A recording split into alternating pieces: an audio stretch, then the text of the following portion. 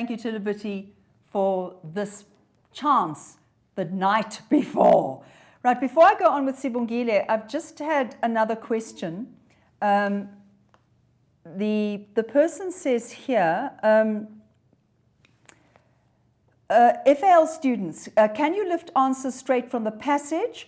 Should you use your own words if it's not specified? The teacher says she's not sure. Please check with me. Right. Just be careful. If it says use your own words, the examiner can actually be quite strict and either give you no marks or half marks if you lift. If it just says, because in FAL you often get quote, it says quote 5 consecutive words that show that, I don't know, Janet is happy to be here. Then you put it in inverted commas and you lift it straight out. But they usually are specific in finals, whether you can lift or where you're quoting or whether you're using your own words. So be careful of that in the comprehension. Remember what I've said in the summary. Basically lift, change things, tiny changes, lift. It means it's more accurate and the markers can recognize what you're doing. Okay, so thank you for the questions coming through. I feel as if we're all kind of, okay, breathe. Sibongile, I'm back to you. Analyze advertising. So this is the picture.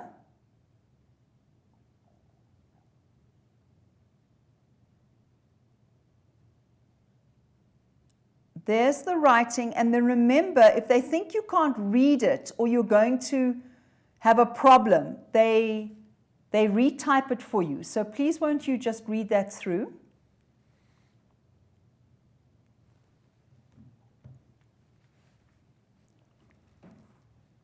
Okay, are we all right? Right, so we've got the headline. So focus on the headline. There it is. The use of negatives suggests about the runner. And what kind of question is it? It's a discuss question. Right. What is it suggesting about the runner? What would you say? I don't think this is very difficult. The runner clearly is prepared to go out in any weather, doesn't, even when it's insane to go out. I would give that 1 mark. So what does it suggest about the runner? That he is committed to running, that he is obsessive about running, that he is determined, that he enjoys running no matter what. In other words, what I'm saying is I would give 1 mark for just explaining all the negatives are emphasizing what? Emphasizing that he will go out in whatever weather and even if it's mad to do it. 1 mark. And then I'm looking for, I suppose once again, I'm looking for abstract nouns. His obsession, his determination, his commitment to running for the 2nd mark. Right, now we come to tone. Oh, wow. All right, tone is always so tricky. So let's just go over tone again.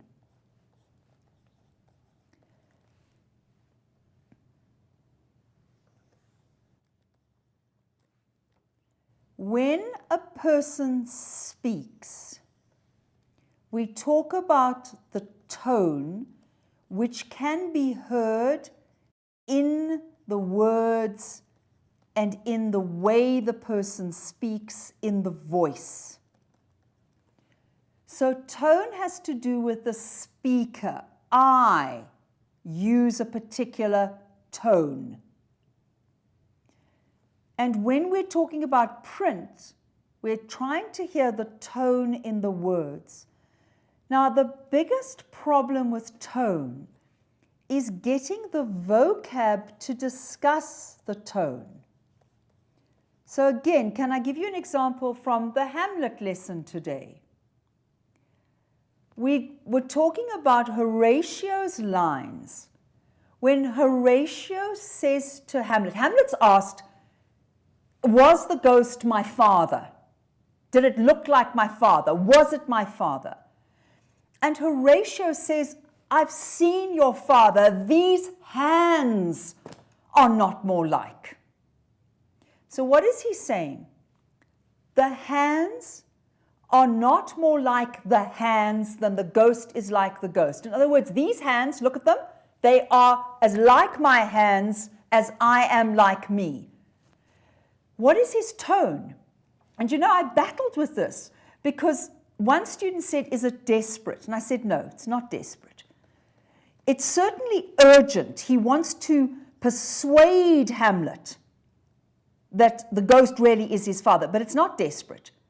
And remember, you've got to be very careful of, should I write it even smaller? Happy, sad, and angry. Got to be very careful. And it certainly isn't any of those. So what is the tone? When he says to him, these hands are not more like. What's the tone? It's not determined. It's not aggressive. These hands. Convinced. But that's not right. Do you hear? Even I'm battling with what exactly is that tone? And I notice these guys over there are just leaning back and holding their chins and not helping me at all. Right, I need some help over here. So if I battle to get the tone, I know you guys are going to battle because at least I've got the vocab to try to get there. Are you with me? So tone, you're trying to get the feeling, but accurately. Okay, right. That's tone, and you need it for paper 2 too. Right. Comment on the tone used in the first paragraph. Right. What's the tone?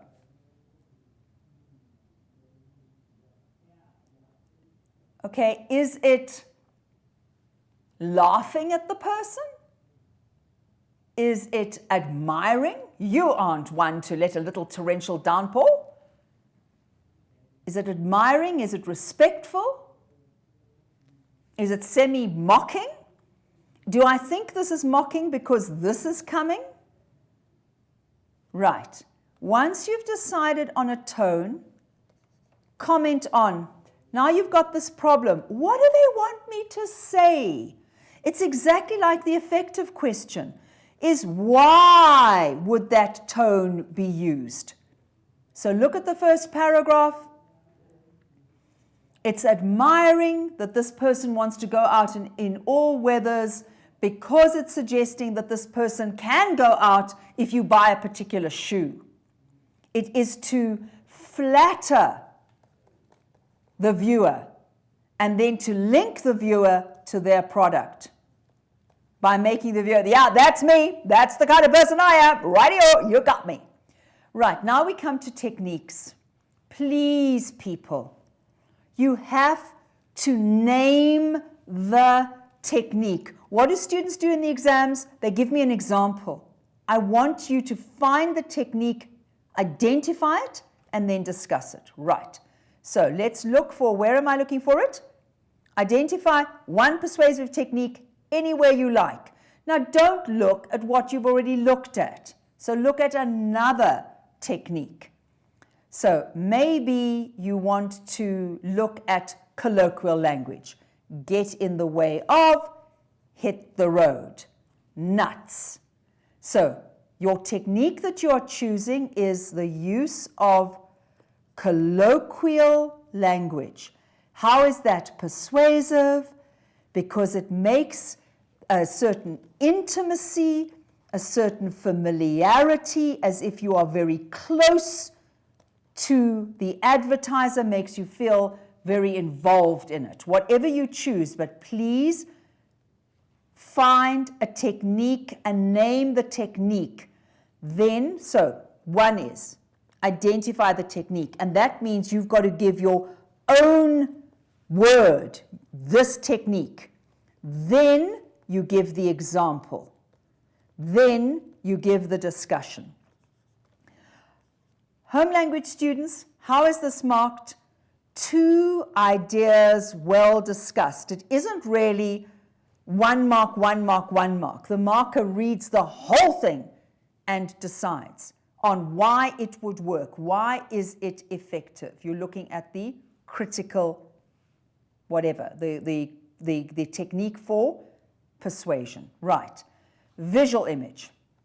So once again, what have I got? I've got the visual image support the claims justify. And remember, justify means give a reason. So the visual image support the claims. Start with what are the claims? Then look at the visual image and does it link? Now remember, whether you are FAL or home language, you are allowed to say yes, no, yes and no. So you can do one or the other or a mixture. But remember that you've got to ground it in the text.